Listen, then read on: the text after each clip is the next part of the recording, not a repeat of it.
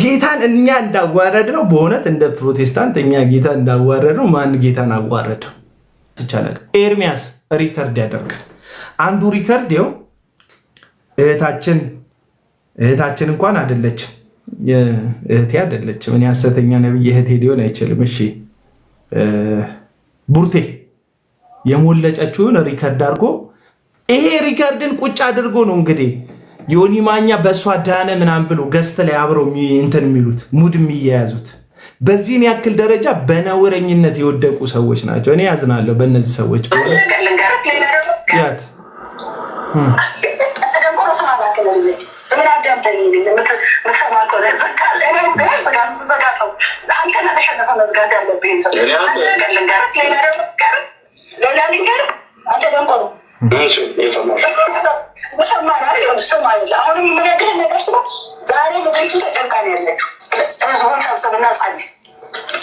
አንቺ ለምን አትጸልይም? ሪዝዋን ከምትሸጪ ሪዝዋን ጌታ ኢየሱስ ተናግሮኝ ደሙን ላሁን ያትሞታል እያልሽ ብልያትም አዲስ ኪዳን የማይናገረው ተናግሬ ስሚ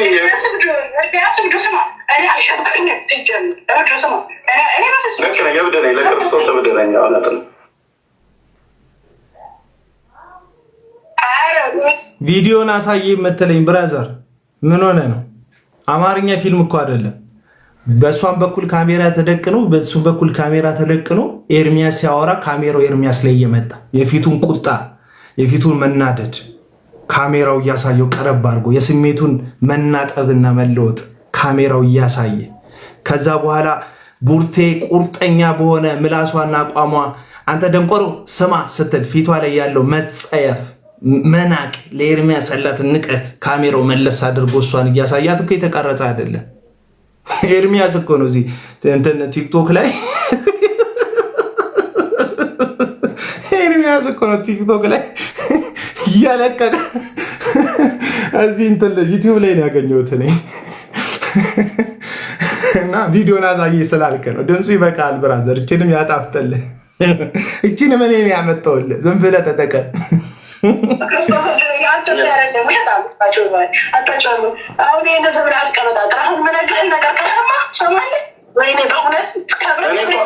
አክብሬሽ ራሱ ምንም ነገር አልተናገርኩም።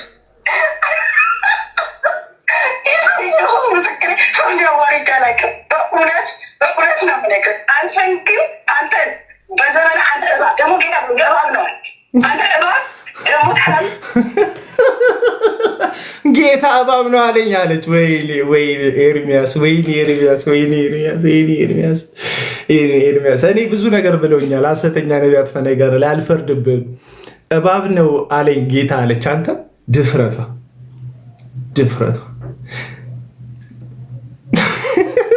አልናገርም። እሺ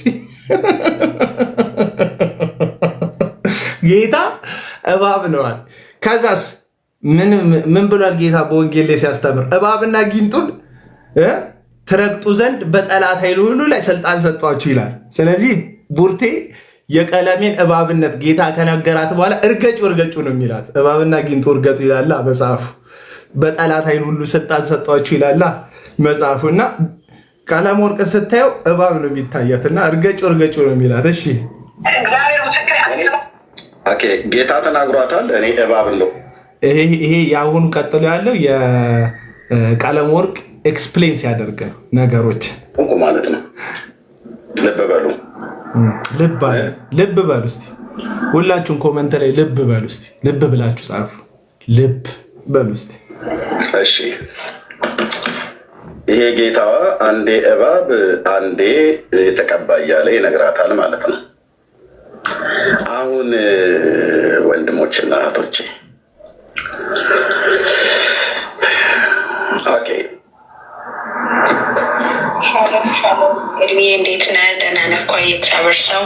የፍቅራቸው ጊዜ ላይ የሚላላኩትን ደግሞ ስሙ።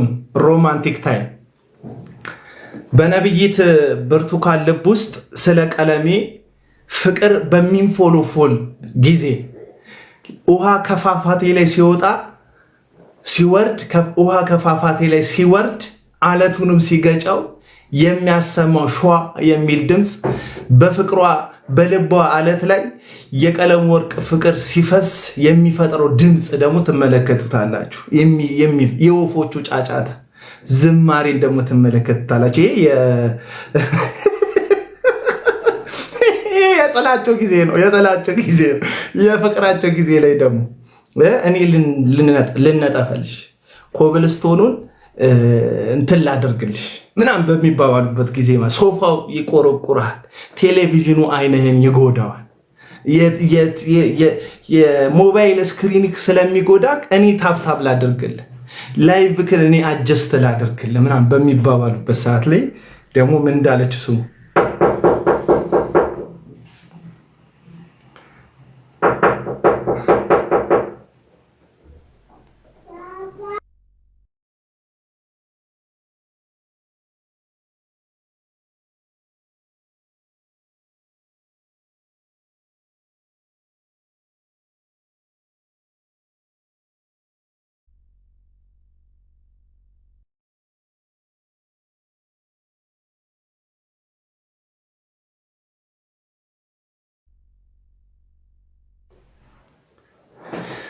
እሺ የፍቅሩን ሰዓት ደግሞ ላሳያቸው። እግዚአብሔር ይመስገን።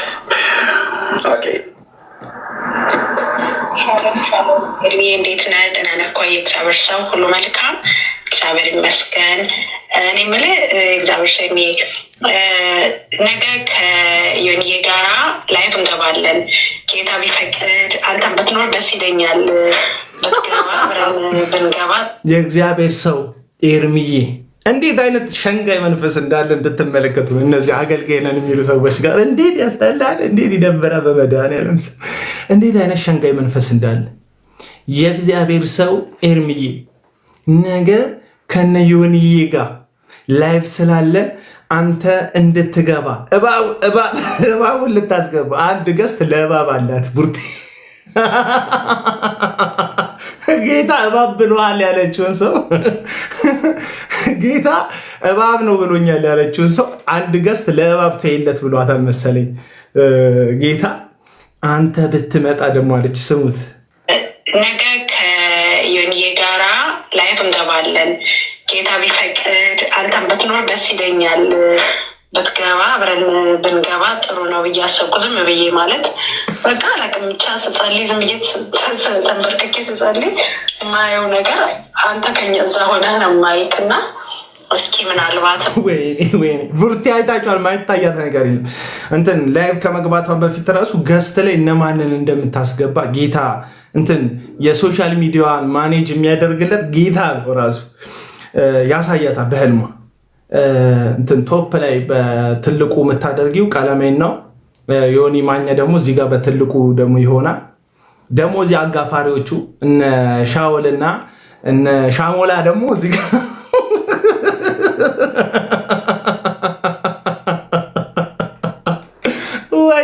ወየው ጌታ። እኔ ጌታን እኛ እንዳዋረድ ነው በእውነት እንደ ፕሮቴስታንት እኛ ጌታ እንዳዋረድ ነው። ማን ጌታን አዋረደው? ለቀጠነው ለወፈረውም ባላለን ጌታ ጌታ ጌታ ጌታ እንል ማለት ነው። እግዚአብሔር ምሕረት ያደርግልን በእውነት። እሱ እኮ የተፈራ የነገስታት ንጉሥ የጌቶች ጌታ እኮ ነው። ስሙ ዝም ተብሎ የሚጠራ እኮ አይደለም። ለስሙ እኮ ክብር እኮ አለው በእውነት። እግዚአብሔር ነውረኝነታችን እንዴት አድርጎ እኮ እንዳፈጠጠ እኮ በእውነት። በኪሩቤል ላይ የሚቀመጥ ማንም ሊደርስበት በማይችል በታላቅ ብርሃን ውስጥ የሚኖር አልፋና ኦሜጋ ማንም ከመኖሩ በፊት ብቻውን ሙሉ መላእክትን ከመፍጠሩ በፊት ዓለማትን ከመፍጠሩ በፊት የሚታየውን የማይታየውን ከመፍጠሩ ከሁሉ በፊት ብቻውን ሙሉ የሆነ ማንም ስለመጣ ያልጨመረ ማንም ቢሄድ የማይቀንስ ሲሶ የሚያክሉ እኮ መላእክቶች። ሲሶ ስል ደግሞ ገስት እንዳትልክ ማን ሲሶ ገስት እንዳትልክ። ሲሶ መላእክት እኮ ወድቀው እኮ ሲወድቁ እኮ እግዚአብሔር ከክብሩ የቀነሰበት ነገር የለም። ጠላት መጣ በቃ ራሳቸውን ጠላት አደረጉ እንጂ እግዚአብሔር ምንም አይቀንስም። አሁን እኔ ለምሳሌ የእግዚአብሔር መሆን ሳስብ እንደው ጌታን እጨምርለት ይሆን አይደለም። ከእግዚአብሔር ፍቅሩን የሚገልጥበት አንዳች ነገር እግዚአብሔር ፍቅሩን የሚያሳይበት ነገር ነው። ሰው ሲፈጥረው ፍቅሩን ሊሰጠው ማንነቱን ክብሩን ሊያሳየው የፈጠረው ክብር ፍጥር ስለሆነ ለፈጠረኝ ዓላማ ለዛ ዓላማ በመሆን ልክ ለሆን ነው እንጂ ወደ ጌታ የሚሄደው እንጂ ጌታዬ ላይ ልጨምርለት አይደል። እና ጌታ ምን ይላታል? ጌታ አሳይቶኛል። እስቲ ሳክሱን እንስማ። እስቲ እኔ በጣም በቃ የሚመረኝ የምትችል ከሆነ እንደሚጠፉ ሊጠፉ እንዳሉ እንደቀረቡት እንስሳ እንደሚባሉት ነገ ዋን ላይ አብረን ብንገባ ጥሩ ነው። አንተም ብትኖር ደስ ይለኛል። ብትገባ አብረን ብንገባ ጥሩ ነው ብዬ አሰብኩ። ዝም ብዬ ማለት በቃ አላውቅም፣ ብቻ ስጸልይ ዝም ብዬ ተንበርክኬ ስጸልይ የማየው ነገር አንተ ከኛ እዛ ሆነህ ነው ማይክ እና እስኪ ምናልባት የምትችል ከሆነ ነገ ዋን ላይ በእኛ አቆጣጠር ዋን ነው፣ በዮኒ ደግሞ አይ ቲንክ ቴን ላይ መሰለኝ። እስኪ እንትን በልና አመቻችተን አንተን ብትኖር ደስ ይለኛል። አብረን ዝም ብለን ብናበረታታው ለህዝቡም ያው በቃ አየሁት የምልህ ህዝቡ የሆነ ነገር እንደሚጠብቅ አየሁና እንደው አንተም እንደው መንፈስ ቅዱስ ይነግርሃል። እንግዲህ አንተም የተቀባ ትልቅ የእግዚአብሔር መገለጥ ያለብህ በጣም ታላቅ የእግዚአብሔር ሰው ነህ አውቃለሁ። ሆሊ ስፒሪት ምን ይነግሮኛል። ስለዚህ እንደው የምለው ነገር የቡርቴ ሆሊ ስፒሪት ከእሷ ስሜትና ሀሳብ ጋር ነው የሚሄደው። በነገራችን ላይ የቀለመ ወርቅም ሆሊ ስፒሪት ልክ እንደዚሁ ነው።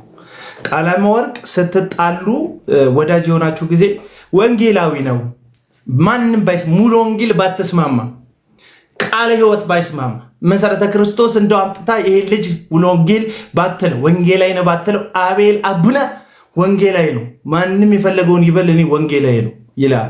ለውስጡ ስትስማማው ሰላም ስትሆን ኤርሚዬ ወንድማችን ወንድምነት ታላቃችን የኛ አንደኛ በገድል አንደኛ በኑሮ አንደኛ በኒውዚላንድ አንደኛ እዚህ በመሄድ አንደኛ በውፍረት አንደኛ በሁሉ አንደኛ የሆነያችን ምናምን ስትል ማን ነው ኤርሚያችን ምናምን ስትለው ፓፓ ማንም ባይቀበለው ይሄ ልጅ ወንጌላዊ ነው ይላል።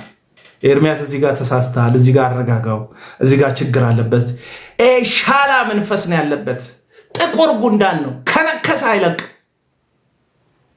ይሄ ሰይጣን የሚጋለብበት ወደ ሆነ ነገር ሲመጣ እንደዚህ የወገብ እንትን ስድብ። ትናንትና መንፈስ ቅዱስ ነግሮኛል ወንጌላዊ ነው ያለህን ከዛ ዞር ብሎ ወጋ ወጋ። ልክ ተመሳሳይ ስፒሪት ደግሞ በቡርቴ አለ። ከእሷ ጋር ሰላም የሆንክ ጊዜ ምን ይላል? አንተ ጸዴ ነህ፣ ምርጥ ነህ፣ አንተ የተቀባ የእግዚአብሔር ሰው ነህ። ገዝታችን ላይ እንድትመጣ መንፈስ ቅዱስ ይነግራል። የእግዚአብሔርን መንፈስ አስባችሁታል? እንትን ብላችሁ ቁጭ ብላችሁ ቤታችሁ ለሚስታችሁና ለልጆቻችሁ ጊዜ ሰጥታችሁ ድንገት ንፋስ በጆሮ ላይ ሽው እንዲል በውስጥ መንፈስ በኩል መንፈሱ መጥቶ ልጄ ሆይ አይፎንክን አንሳው፣ እነሆ ቲክቶክን ክፈተው። ቲክቶክህንም ከከፈትክ በኋላ ከ4 ስክሮል በኋላ 5 ታብታብ አድርገ ልጄ ቡርቴ ጋር ላይቭ ግባ። ከዛ ቅዱሳን ወገኖች ብለ 2 ኮመንት አየር ላይ ከረጨ በኋላ ሰው ኤርሚዬ ሲል ጠብቀ ገስት ላክ። መምጣትህን ተከትሎ ብዙ ሰው ይቀበልሃል። እንዶ የቲክቶክ ኮይን ይፈስልሃል። ህዝቡም አንተን በኃይል ይቀበልሃል።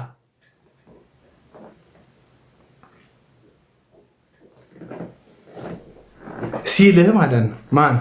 መንፈስ ቅዱስ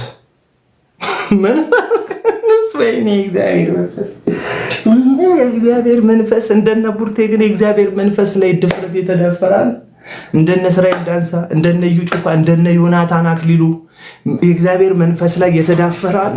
ጌታ እንዲህ ብሎኛል በሚመጣው ዘመን ዮናታንና ላይ 2000 እንደዚህ ጌታ እንሻገረዋለን ብሎ ምንም አትሆንም ኢትዮጵያ ብሎናል። ከዛስ ወዲያውኑ ደግሞ እግዚአብሔር አሳፍሮት ይሁን የኛ ክፉ ልብ ይሁን አላውቅም፣ ወዲያውኑ መንግስትና የቲፒኤልኤፍ ጦርነት፣ በዛ መካከል ንጹሃን ሞት፣ መከላከያ ሲሞት፣ ህዝብ ሲያልቅ፣ ምናምን ቤቶች ሲፈርሱ፣ ምናምን ትርኪ ምርኪ የኢትዮጵያ ፖለቲካ ትርምስ ምናምን የዛኑ ዓመት ላይ ሰላም ይሆናል ያለበት ዓመት ላይ እግዚአብሔር አልነገረህም ማለት ነው። አልነገረህም ማለት ነው። ሐዋርያው ቅዱስ ጳውሎስ እኮ በሐዋርያት ሥራ ምዕራፍ 27 ላይ እንደዚሁ ነው። ትልቅዬ ነገር ተነሳ አይደል? ወጀብ አውራጢስ የሚባል ማዕበል ተነሳ። ከዛ የጌታ መልአክ በጎኔ ቆሞ አለ። ደህና ነገር ውስጥ እኮ አይደለም ጳውሎስ፣ የምትሰባበር መርከብ ላይ እንዲህ እያለ እንዲህ እየተንገጫገጨ መቆሚያም የሌለበት ቦታ ላይ ጳውሎስ ድምፁን ከማዕበሉ ከፍ አድርጎ የጌታ መልአክ ዛሬ በአጠገቤ ቆሞ ማንም ሰው ከኛ መካከል አይሞትም፣ በቃ አይጠፋም ብሎኛል አለ። ከዛስ አውራጢስ እኮ ያላፈረሰው ነገር እኮ የለም። መርከቢቷ ፈራርሳለች። የነበሩትን ዕቃ ሁሉ ጥለዋል። የት እንደሚሄዱ አያውቁም። ሀያሌ ቀን በጨለማ ወዴት እንደሚሄዱ ሳያውቁ በንፋስና በማዕበል ተገፍተዋል። ማንም ሰው ግን አልሞተም። ለምን? የጌታ መልአክ በጳውሎስ አጠገብ መጥቶ የእግዚአብሔር መልአክ መጥቶ ምን ብሏል? ማንም አይሞትም ብሏል። አየክ፣ የእግዚአብሔር እውነተኛ አገልጋዮች ይሄ ነው ምስክርነታቸው። በሚመች መድረክ ላይ ሆነው አይደለም የሚቀባጠሩት። እግዚአብሔር በማዕበል ውስጥም በወጀብ ውስጥም ታስረው በፊጢሞ ደሴት ላይ ሆነው በቃ እንደዚህ እኮ ነው የጻፉልን፣ መጽሐፉን የጻፉልን የእግዚአብሔር ሰዎች እውነተኞቹ፣ ይሄ እግዚአብሔርን የሚያውቁት ማለት ነው። እነዚህ እናቴ የምቾት ቀጠናዎቻቸው ላይ ሂውማኔሯን 24 ኢንች 16 ኢንች 17 ኢንች የታይላንዱን፣ የታዋይኑን፣ የህንዱን፣ የካዛኪስታኑን፣ የፈረሱን፣ የግመሉን፣ የሰውን ሁሉን ነገር እያደረገች እንዲህ ተኳኩላ ሜካፕ ተቀብታ ጥፍሯን ምናምን አስሞልታ አስሞርዳ ምናምን እጥብ ክሽን ብላ ቅዱሳን በጣም መንፈስ ቅዱስ መጥቶ እንደዚህ ብሎኛል፣ ኤርሚን ገስት ላይ አስገቢው ብሎኛል። ወይኔ ክርስትና፣ ወይኔ ውርደት።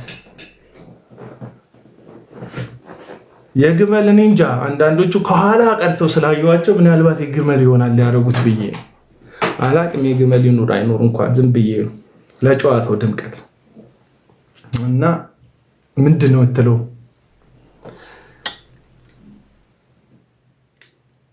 ምንድን ነው የምትለው አትሉ? የምለውማ በቃ ይሄ ነው የምለው፣ ይሄ ነው የምለው፣ ይሄ ነው። በነገራችን ላይ ጋሽ ቴንኪው እግዚአብሔር ያክብርልኝ። በነገራችን ላይ ታፕታፑን ለምን 100K አታስገቡትም? እስቲ ጨብ አሁን አንዳንድ ደግሞ አለ፣ ምን ፋራ ደግሞ እዚህ ውስጥ አለ። ታፕታፑን 100K ያስገቡልኝ ስል ወደ ገንዘብ የሚለወጥልኝ የሚመስለው አይደለም።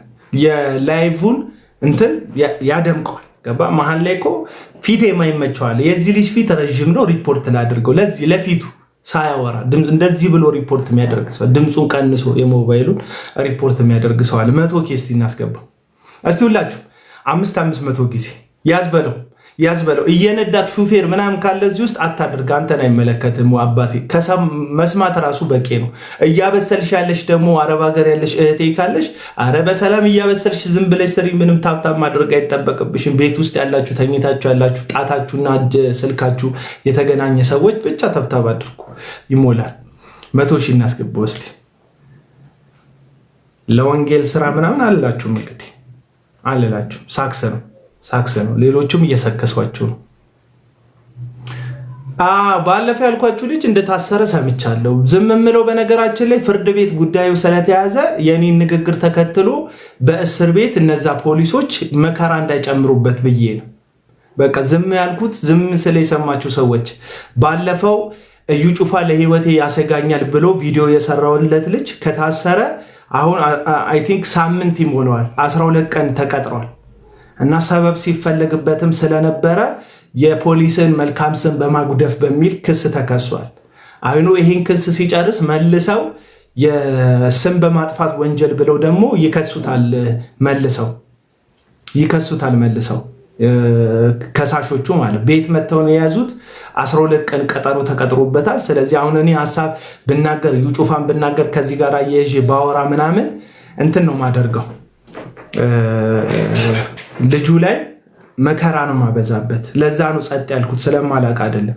ቪዲዮ በነገራችን ላይ ልኮልኛል፣ ልጁ ቪዲዮ ልኮልኛል።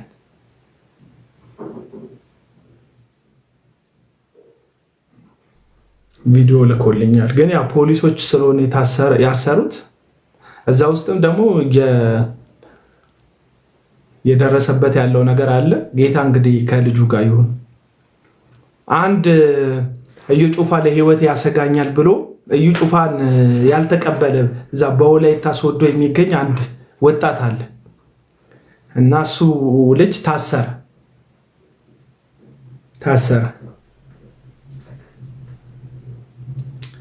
100K ያስገባው ወዳጆች፣ ጠፋችሁ፣ አዘናችሁ፣ እጃችሁን አገጫችሁ ላይ ያደረጋችሁ። ለምን ታሰረ? አሳሰሩት።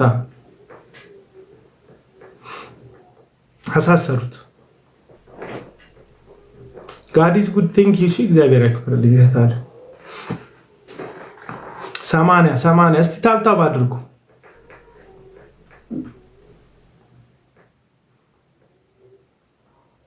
ማን ታሰራ? ቤላ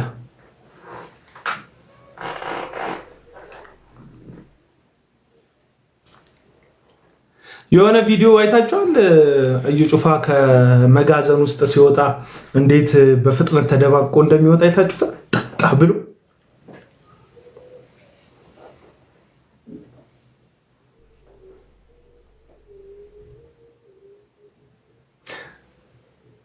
ባለፈው ምንም ነገር ህይወቴ ላይ ከሆነ እዩ ጩፋ ነው ለህይወቴ ያሰጋኛል፣ ጊፍት ልስጥ አሽቃብጥ ይለኛል። ጋዲስ ጉድ ወዳጄ ናት። በነገር ላይ ዝም ብለህ ሃይ በትለኝም እንዲሁ ሰላም እላታለሁ ጊፍቱን ባትሰጠኝ። ያው ደግሞ እንደ ቀለሜ ውጭ ጻጥ ከምል ቴንኪው ብላችሁ አይሻልም? ከሰጣችሁ በጣም ደግነት እኮ ነው። ለሚሰጥ ሰው ከሚቀበል ይልቅ የሚሰጥ ብዙ ነው ይላል። ስለዚህ ከሰጠኸኝ ከኔ ትሻላለህ ማለት ነው። ምንም ኖርማል እኮ አልሰረኩ ኪስ አልገባው። እስቲ ካላመጣችሁ ገስት ወንጌል እናንተ ወዬ ወንድሜ ፍሬ እንዴት ነህ? ወንጌል እናንተ ካልሰጣችሁኝ አይቀጥልም ምናምን አላልኳቸው።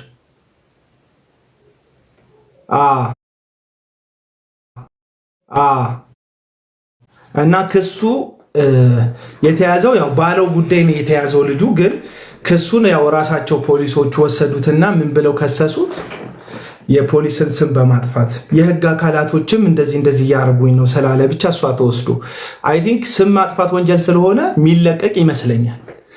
ከአንድ ቀጠሮ በኋላ የሚለቀቅ ይመስለኛል። ሲለቀቅ ግን ጠብቀው ያሳስሩታል። አሁን ላይ የተጀመረውን ነገር እንድታውቁት ብዬ ነው። ሌላ ጊዜ ትለቁታላችሁ። ይህን ሪከርድ የምታደርጉት አትልቀቁት። አሁን ላይ ሐሰተኛ ነቢያትና ግብረ አበሮቻቸው በየሆቴሉ እየተማከሩ ያሉት እኔንና መሰሎቼን ሰዎች በስም ማጥፋት ወንጀል መክሰስ ነው። መክሰስ መብታቸው ነው። ምክንያቱም ኢትዮጵያ ውስጥ ህገ መንግስት አለ፣ ህግ አለ፣ ፍርድ ቤት አለ።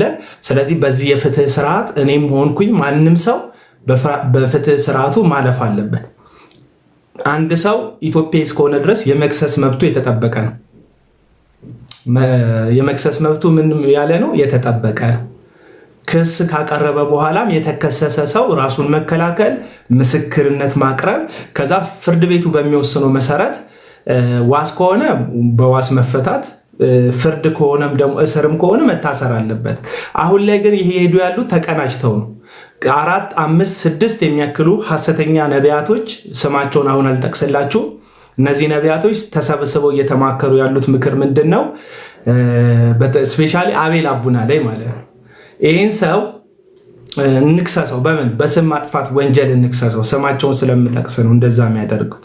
እና እኔ ስም የምጠቅሰው መጽሐፍ ቅዱስ ስለሚፈቅድልኝ ነው። መጽሐፍ ቅዱስ የሐሰተኛ ነቢያትን ስም ሐዋርያው ጳውሎስም ሲጠቅስ ደግሞ ያስቸገሩ ሁሉ ወንድሞች መካከል የሚረብሹ ሰዎችን ደግሞ ዮሐንስም ሲጠቅሳቸው መጽሐፍ ቅዱስ ይነግረናል። ሐዋርያው ቅዱስ ዮሐንስ ማለት ነው። ስለዚህ ባይብሊካል ነው የሐሰተኛ ስምን ጠቅሶ መናገር። ባይብሊካል ነው። የሚፈሩ ሰዎች፣ የሚንቦቆቦቁ ሰዎች፣ ሪስክ የማይወስዱ ሰዎች የሰው ስም አይጠሩም። መብታቸው ነው። እነሱ የገባቸው ገብቷቸው፣ እኔ ደግሞ የገባኝ ይሄ ነው። ስለዚህ በገባኝ ጉዳይ ላይ የሚወሰድብኝን የትኛውም ነገር እቀበላለሁ። ግን ምንድነው ሀሳባቸው መሰላችሁ? ይከሷቸዋል። ከዛ ትከሰሳለ። አንዱን ክስ በ5,000 የሚሆን በ10,000 ዋስትና ትወጣለ። ስም ማጥፋት ወንጀል በቃ ሄደ በዋስትና የምትለቀቅበት ክስ ነው። ትለቀቃል። ከዛ በዋስትና ከተለቀቅ በኋላ በር ላይ ጠብቀውክ እነዚህ የሚይዙክ መርማሪዎች ምናምን ከነሱ ጋር ኮኔክት ያላቸው ናቸው አብዛኞቹ። ያው ታውቃላችሁ በመንግስት ውስጥ መንግስት ደሞዝ እየከፈላቸው መንግስት ላልቀጠራቸው ዓላማ ለግል ፍላጎታቸው የሚገዙ የህግ አካላት አሉ። እንደዚህ አይነት የህግ አካላቶች አሉ። የፍትህ ስርዓቱን ያዛባሉ። እንደውም በጣም ብዙ ችግር ያለው ብሏል ጠቅላይ ሚኒስትር ዶክተር አብይ ማለት ነው። ከዚህ በፊት በጣም ትልቅ ችግር ያለው በጣም ትልቅ ኮራፕሽንም ያለው እዚህ የአቃቢ ህግ መካከል ነው ብሎ ተናግሯል። ችግር የለውም የአቃቢ ህግ መካከል ነው ብሎ ተናግሯል። ስለዚህ እነዚህ የህግ አካላቶች አንዳንዶቹ ለህሊናቸው ያደሩ ለእውነት የሚኖሩ ሰዎች አሉ። እዛ ውስጥ ደግሞ ህሊናቸውን የሚሸጡ ሰዎች በመካከል አይጠፉም እና ትከሰሳላችሁ። ተከሳችሁ ተፈርዶባችሁ 10 ሺህም ከፍላችሁ 15 ሺህም ከፍላችሁ 5 ሺህም ከፍላችሁ ትወጣላችሁ። ከዛ እንደወጣችሁ ምን ትደረጋላችሁ? ሌላኛው ነብይ ደግሞ ከእንደገና ከሰሳችሁ ተብላችሁ ተመልሳችሁ ትታሰራላችሁ። በዛኛው 12 ቀን ያስቀጠሩባችኋል። ፍርድ ቤቱ 12 ቀን ምናምን መጣሪያ መረጃ እስክንሰበስብ 12 ቀን ይቀጠር ምናምን ይባላል። ከዛ በኋላ ተፈታችሁ እንደወጣችሁ በሌላ ክስ ደግሞ ትገቡና ሌላ 12 ቀን እንዲሰጣችሁ ያደርጋሉ። ስንት ቀን ታሰራችሁ ማለት ነው? 24 ቀን ማለት ነው በሁለት ክስ። በዚህም ክስ ነፃ ስትወጡ በሁለተኛው ቀጠሮ፣ በሶስተኛው ደግሞ ሌላ መጥቶ ይከሳቸዋል። ሌላው ወይ 15 ቀን ወይ 12 ቀን እንደዚሁ ያስቀጠርባቸዋል። እያለ አምስቱም ሲከሷችሁ ወይም ስድስቱ ሲከሷችሁ ለወራት ምናምን ትታሰራላችሁ ማለት ነው። ከዛ ምንድን ነው ለወራት መታሰራችሁን ተከትሎ ሚዲያ ላይ የሐሰት ምስክሮች ይዘምቱባቸዋል። ፎቶአችሁ እየተደረገ ድሮም እሱ የእግዚአብሔር ሰዎች ላይ ጦር ምላሱን ጀርባቸው ላይ ሰክቶ ድሮም እሱ የተቀቡ ሰዎችን ቤተሰቦቻቸውን በጥብጦ ኑሯቸውን አተራምሶ እግዚአብሔር ዘመን አምጥቶ ይሄው ዘብጥ እያከተተው አዋረደው ምናምን። እግዚአብሔር አይደለም ያዋረደው ብራዛ። እነዛ ፈሪ በእግዚአብሔር ስም የሚነግዱ ሐሰተኛ ነቢያቶች ናቸው የከሰሱት። እግዚአብሔር አልከሰሰው እንድታውቁት ብዬ። እግዚአብሔር አይደለም የከሰሰው። የእግዚአብሔር ሰዎች ስላልሆኑ በቻሉት መጠን አፍ ማዘጋት ኑሯቸውን ሐሰታቸውን ለመቀጠል አቡናንና ቢጤዎቹን አፍ ማዘጋት አስፈላጊ ስለሆነ፣ ምክንያቱም አውሮፓ ሀገር ብዙ ሰው ይሰማናል፣ አሜሪካ ብዙ ሰው ይሰማናል፣ አረብ ሀገራት ብዙ እህቶች ነቅተዋል፣ ገቢያቸው ቀንሷል። ድሮ ከኤርትራውያን ከኢትዮጵያውያን የሚያገኙት በገፍ የሚላክ የዶላርና የፓውንድ መጠን ቀንሷል። ኦልሞስት ወደ መዘጋት መጥተዋል። አንዳንዶቹ ውጭ ሀገር እንኳን ሄደው እዚህ ቸርች አትሰብኩም ተብለው ተባረዋል። ደቡብ አፍሪካ እንኳን ቅርብ ጊዜ የሄዱ ሐሰተኛ ነቢያት አታገለግሉም አይቻልም ተብለዋል። ስለዚህ ይሄንን ጉዳይ ከፈጠሩ በጣም ብዙ ቲክቶክ ላይ ብቻ ሳይሆን ፌስቡክ ላይም የሚጽፉ በጣም በራቸው የሰላ ደግሞ ዩቲዩብ ላይ ያሉ በጣም አንደበታቸው የተገራ በጣም ብዙ ሰዎች አሉ። ከነዛ መካከል አንዱ ምናልባት ትንሹም ሊሆን ይችላል፣ እኔ ትንሽ ድርሻውን የሚወስድ ሊሆን ይችላል። በጠቅላላ ግን እነዚህን ሰዎች ማስወጣት ነው። አንዳንዶቹን አስደብድበዋል። በአደባባይም የመቷቸው ሰዎች አሉ። ቅርብ ጊዜ ታዱሻ የተባለን ግለሰብ ዮናታን አክሊሉ በህግ አካል በተባሉ ሰዎች አስይዞ ደብድቦታል፣ አድርጎታል። ታዱሻ ምስክር ነው። ራሱ ታዱሻ በገዛ አንደበቱ የተናገረው ቦክስ ነው የምላችሁ። ማን ታዱሻ ተደብድቧል። ታዱሻ ታስሯል። ታዱሻ አስፈራርተውታል። ቤቱ ድረስ ሄዶ ኧረ አይቀርም ምንድነው የሀገሬ ሰው 9 ሞት አለ በደጅ ቢሉት አንዱን ግባ አለው። ምንም ነገር የለም። እንዳትፈሩ ወዳጆች፣ ምንም እንዳትፈሩ። አደገኛ የሰይጣንም አደገኛ መሳሪያው የሐሰተኛ ነቢያትም አደገኛ የጦር ዕቃቸው ፍርሃት ሰው ላይ መልቀቅ። ቤተሰብ እኮ አለ ይላል እና ቤተሰብ እኮ አለ ይላል። ልጅህን አታሳድግም እንዴ? ለሚስት ስትል ኑርላት ይላል። ቁጭ ትላል። እህት ትመጣለች። ለሚስት አስብ እንጂ እናት ትመጣለች።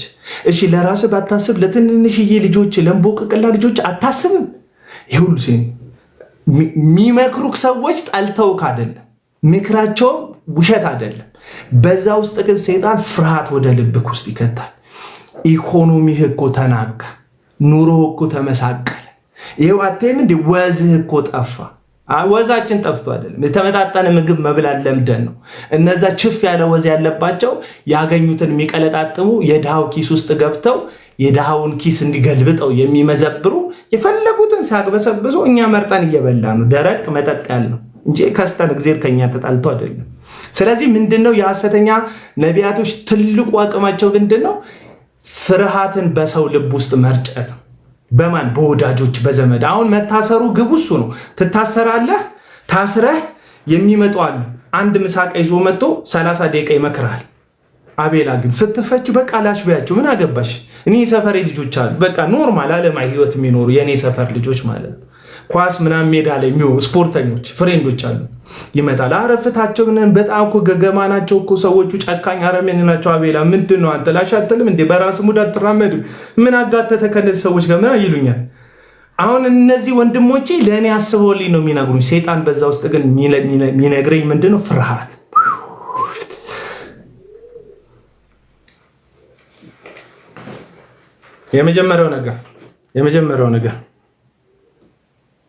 የመጀመሪያው ነገር የእግዚአብሔር ፍቅር፣ እውነተኛ የእግዚአብሔር ፍቅር ውስጥን ሲነካው ፍርሃትህ ከውስጥ ይወጣል።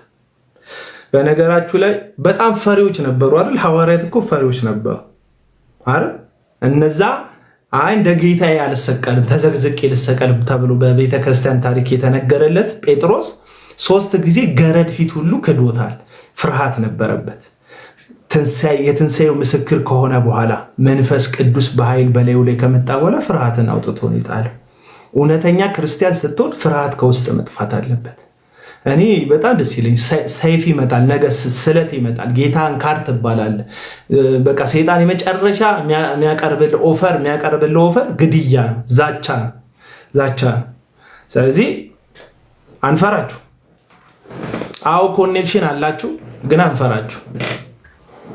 በጣም ቁልፍ ቦታ ያሉ ሰዎች ታውቃላችሁ፣ ግን አንፈራችሁ። ገንዘብ አላችሁ፣ ጠበቃ መቅጠር፣ የሐሰት ምስክር ሁላ ማቆም ትችላላችሁ፣ ግን አንፈራችሁ። የሶሻል ሚዲያ ሰራዊት አላችሁ፣ ስም ሊያጠፉላችሁ የእናንተን ስም ከፍ እያደረጉ እውነትን የሚናገሩ ሰዎችን በማሸማቀቅ እናንተን የማጉላት ስራ የሚሰሩ የሚዲያ ሰራዊት አላችሁ፣ ግን አንፈራችሁ። ገንዘብ አላችሁ፣ ግን አንፈራችሁ። አዳራሽ ሙሉ ህዝብ አላችሁ፣ ግን አንፈራችሁ።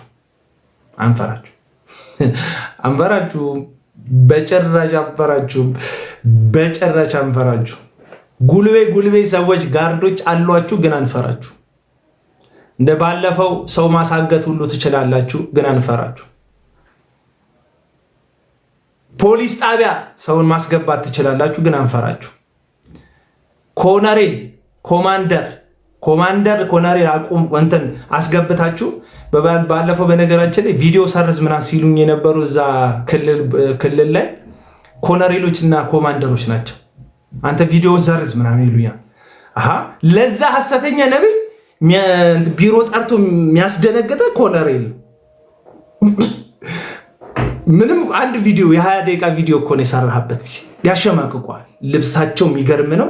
እዚህ ጋር ሰው ካልነገረ ማይገባ ማዕረግ ተደርድሯል። ከዛ አሰርዝም ቪዲዮን ምናምን። እንዴት ነው ደግሞ የሚቆጣው ይህ ልጅ? አስተያየትህ ራሱ ትክክላል። ሰዎቹ እንዴት ነው የምትገላመጣቸው አንተ ምናምን እየተባልክ ማለት ነው።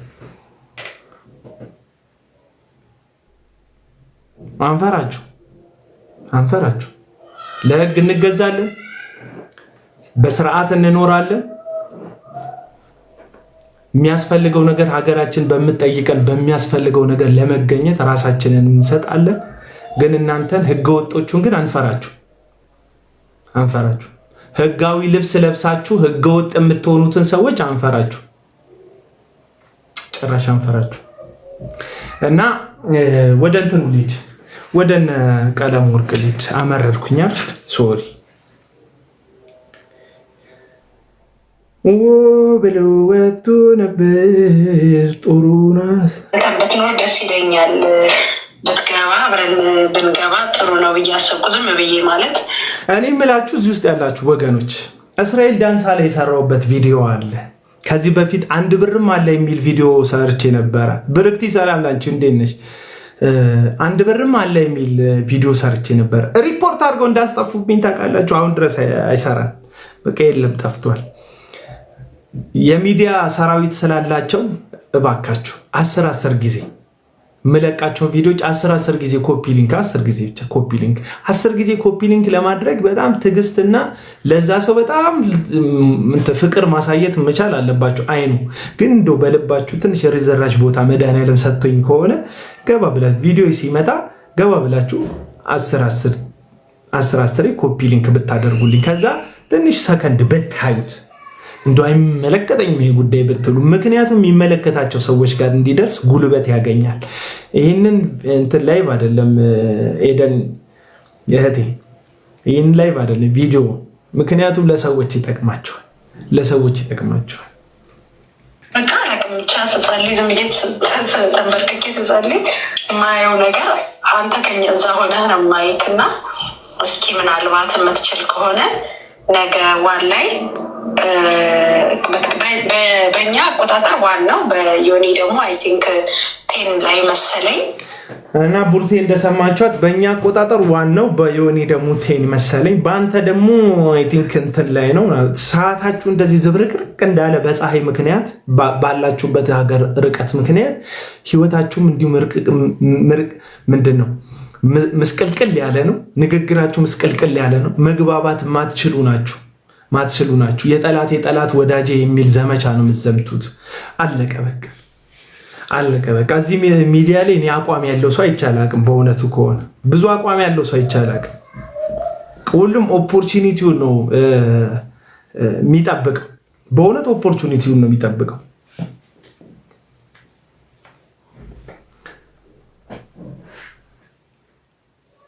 በጣም በቃ የራሱን አድቫንቴጅ ለመያዝ ነው ሁሉም ሰው ተፍ የሚለው።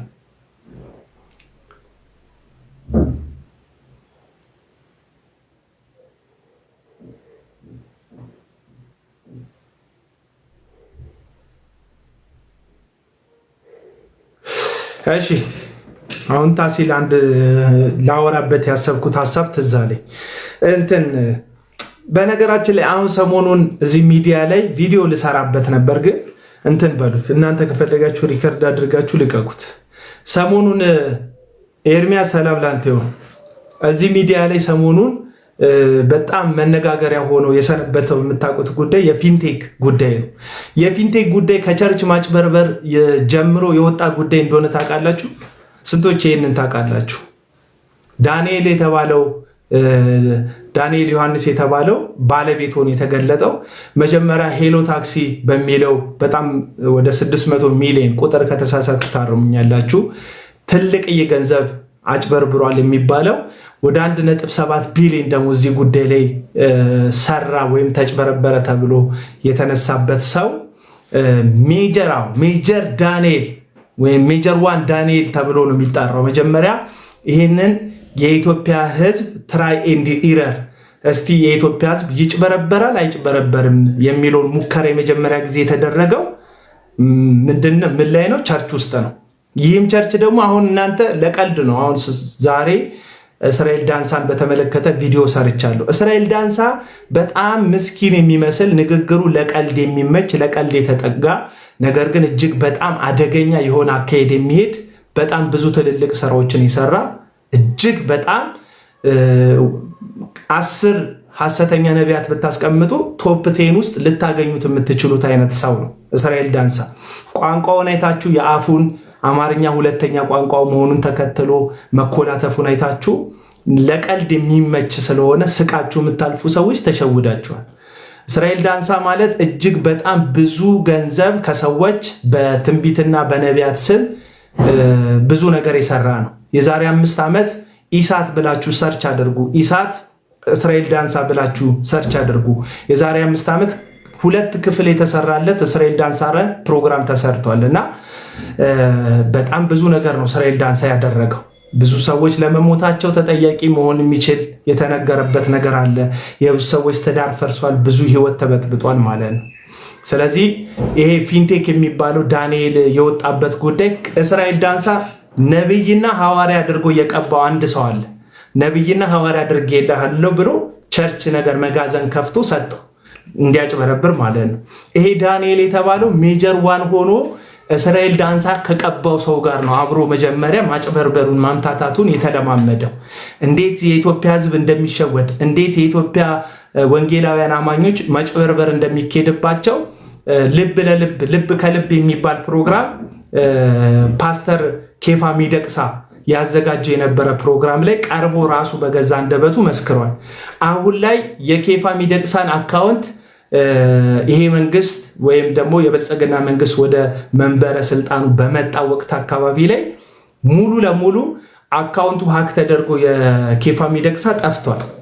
እና እዛ ኢንተርቪውን አይታችሁ የምታውቁ ወይም ሌላ ቦታ የምታገኙ ሰዎች ፈልጋችሁ እዩት። ኢንተርቪውን እንዴት እንደሚጭበረበር የኢትዮጵያ ሕዝብ እንዴት አደገኛ ማጭበርበር ውስጥ እንደነበረ ይናገራል ዳንኤል ማለት ነው። ይሄ የቸርች ማጭበርበር ነው አድጎ ወደ 1.7 ቢሊዮን የማጭበርበር የኢትዮጵያን ሕዝብ ሁሉ የመሸወድ ደረጃ የደረሰው ማለት ነው። ስለዚህ አሁን ቸርች አካባቢ ላይ ተነስተን ይሄ ነገር ልክ አይደለም፣ ይሄ ስህተት ነው ስንል ሐሰተኛ ነቢያት ምናምን ስንል በጣም ተራ ጉዳይ የምናወራ ዝም ብሎ በቃ ሁሉም ሰው የሚነቃበት ጉዳይ የሚመስላችሁ ሰዎች በጣም ተሸውዳቸዋል። ቸርች ላይ ዝም የተባሉ ሰዎች ናቸው ሀገር እየበጠበጡ ያሉት። መስጊድ ላይ ዝም ያላቸዋቸው ሰዎች ናቸው ወጥተው ምድሪቱን የሚያናውጡት። ጸበል ቦታ ገዳም ቦታ ላይ ሄደው በኮሚሽን ሲሸቅሉ ያለፋቿቸው ሰዎች ናቸው ምድሪቱን የሚያናውጡትና የሚበጠብጡት። ስለዚህ ሁላችንም በያለንበት ሃይማኖቱ ከሚፈቅደው ስርዓትና አግባብ ውጪ ተውት። ሃይማኖቱ እንዳለ ሆኖ ኢትዮጵያዊ ስነ ምግባር ከሚፈቅደው ስርዓት ውጪ የሚንቀሳቀሱ ሰዎችን ፍለፊት በመቃወም ፍለፊት ልክ አይደላችሁም በማለት ህዝብን በማንቃት የየድርሻችንን መወጣት አለብን። በቃ ይሄንን ልነግራችሁ ፈልጋለሁ። ቀደም ልናገር አሁን ታበርሲሳን ሳይሆን ነው ያስታወስኩትና አንድ ልንሰራ የሚገባው ጉዳይ ቤተክርስቲያን ውስጥ ያለ ማጭበርበር አድጎ ጎልምሶ በጣም ጡንቻ ፈርጥሞ የሚወጣው ወደ ምድሪቱ ሁሉ ነው።